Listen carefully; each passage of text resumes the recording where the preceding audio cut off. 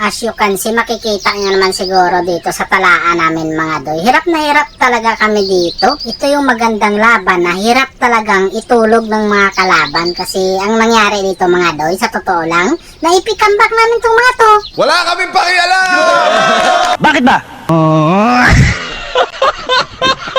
Lalo na tong Priya na to mga doy. Sigurado talaga akong hirap itulog to kasi palong-palo kasi siya dito sa game na to. Sa sobrang palong-palo nga yung taon niya. Pinapasok lang kami niyan sa turi mga doy. Kaya ang ginawa ko dito, tamang ikot sana ako sa mapa mga doy. Kasi sinasamahan ko rin yung silong na magpupos. Kaya lang bigla na naman silang dumagan dito.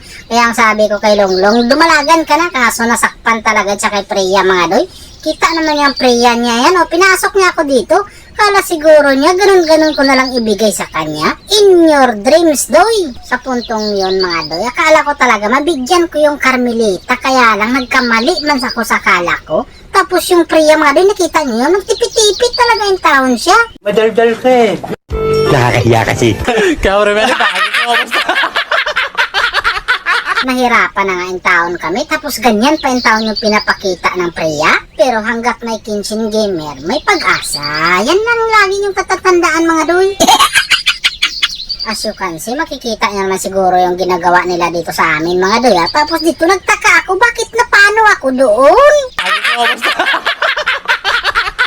Sa puntong to, inatake na yung tao nila yung malaking mananap. Wala na talaga akong iko-contest dyan mga doy. Wala akong pagkakataon na contest dyan. Dito na lang yung tao na ako. Itong lumapit sa amin na to. Sudaan na to, sure ball yan mga doy. Kita nyo naman siguro, di ba? Sinaglit ko lang yung tao yung lapu-lapo. Hindi ko nga alam kung napasobra ba yung suntok ko. Sadyang malakas lang talaga.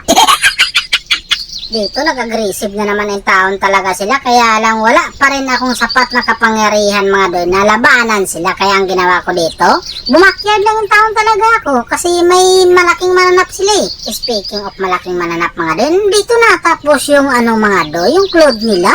Hindi ko alam, napasobra na naman siguro yung suntok ko. Napuruhan ko pala. Nung ibig sabihin nun mga doy, overpower na yung kamao ko. Oh shit, humanda na kayo.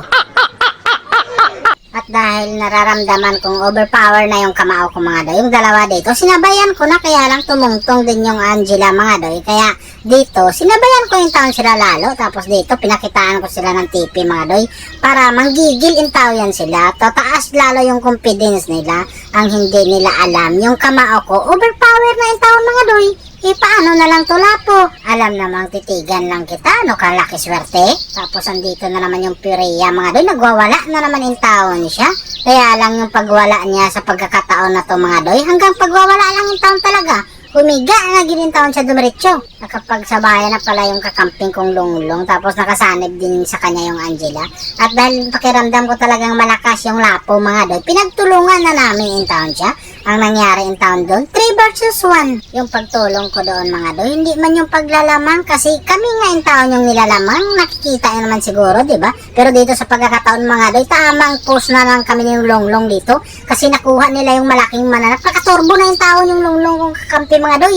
Kaya ang nangyari dito mga doy, sus Mariosep, narinig ko na naman yung victory!